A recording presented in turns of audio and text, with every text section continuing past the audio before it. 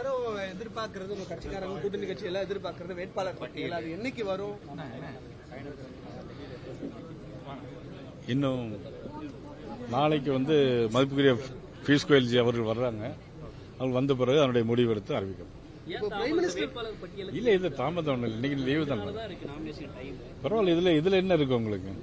தாமதத்தினால ஒரு குறையும் இல்ல உங்களுக்கு. பிரைம் மினிஸ்டரோட ஸ்கெட்யூல் எப்படி சார்? இப்போ நாளைக்கு நைட்டு வர்றாங்க ஏர்போர்ட்ல. நாளைக்கு ஏர்போர்ட்ல பாண்டிச்சேரி போறாங்க.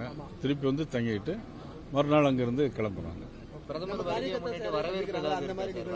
இல்ல வரவேற்பு ஒன்றும் இல்லை, ஏன்னா அவங்க ஜஸ்ட் டிரான்சிட் தானே போறாங்க. எங்க core committee senior leaders meet பண்ணுவாங்க.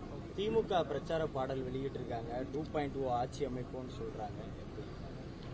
பாடல் வெளியிட்டதுனால மட்டும் ஆட்சி அமைக்க முடியுமா? பாடல் உள்ள வரியெல்லாம் உண்மையா இருக்கணும். அவங்க பழைய தேர்தல் அறிக்கையில சொன்னதெல்லாம் நடத்தி இருக்கணும். நல்ல முறையில் ஆட்சி நடத்தி இருக்கணும். சட்டம் ஒழுங்கை பாதுகாத்து இருக்கணும். பெண்களுக்கு பாலியல் வன்கொடுமை இல்லாம இருக்கணும். தமிழகம் முழுவதும் கஞ்சா இல்லாம இருக்கணும். வெறும் பாட்டை மட்டும் பாடினா ஓட்டு போட்டுருவாங்கன்னா மக்களை என்னதான் நம்பி நினைச்சிருக்காங்கிறது எங்களுக்கு புரியல.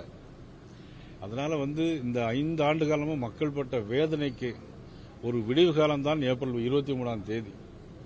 அதாவது கஞ்சா எங்க பார்த்தாலும் கஞ்சா, பள்ளிக்கூடத்தில் ஸ்டூடெண்ட்ஸ் மத்தியில் வாசல்லாம் முன்னாடிலாம் முட்டாய் தான் விற்பாங்க, இப்ப கஞ்சா விற்காங்க. மெத்தபெட்டின், ஹிராயின்.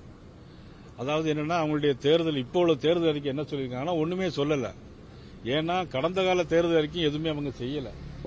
அதனால தான் அவங்க என்ன சொல்றாங்கன்னா அவங்க தேர்தல் அறிக்கை ஹீரோன்னு சொல்றாங்க.